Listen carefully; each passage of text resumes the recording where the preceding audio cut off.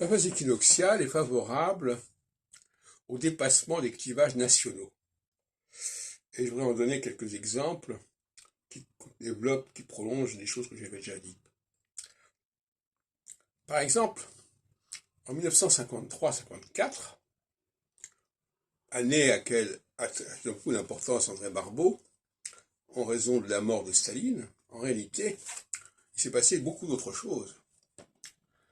Et notamment les accords de Genève, déterminés par Pierre Mendès France, et qui ont mis fin à la crise indo-chinoise avec des rencontres à Genève entre les différents représentants.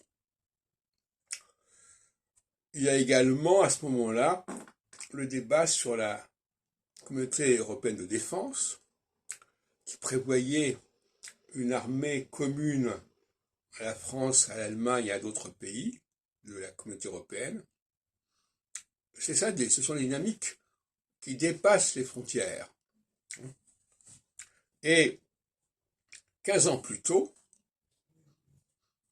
il y a eu le pacte germano-soviétique, qui est lui aussi un dépassement des frontières, puisque c'est une alliance entre l'Allemagne nazie et la Russie, la URSS stalinienne. Et puis actuellement, en 2023, un G20 qui est également en période équinoxiale et qui est parvenu à rassembler un grand nombre de pays par-delà les différences des uns et des autres. Donc l'équinoxialité, c'est une unité à l'échelle de la planète, par opposition à la solsticialité, qui est une unité à l'échelle d'un pays. Donc le mot unité a plusieurs sens, en fait, plusieurs acceptions. Et actuellement, c'est cette unité universelle qui l'emporte, par opposition à d'autres périodes où c'est l'unité nationale qui est prédominante. L'unité nationale qui aboutira d'ailleurs en 1942 à la solution finale et à la Shoah. Et effectivement, en phase solsticiale, on met fin au risque de guerre civile, mais en revanche, on met l'accent sur les rivalités entre les pays.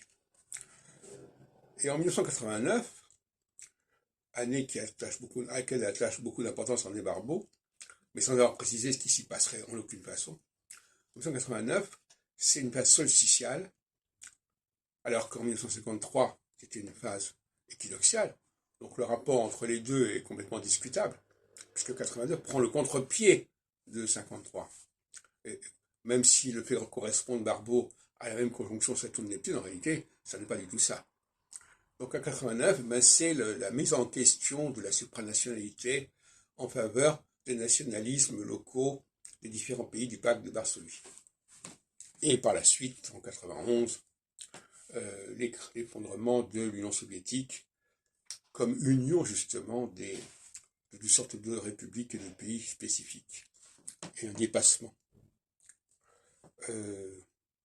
dépassement de ce cadre général en faveur d'une spécificité locale et nationale.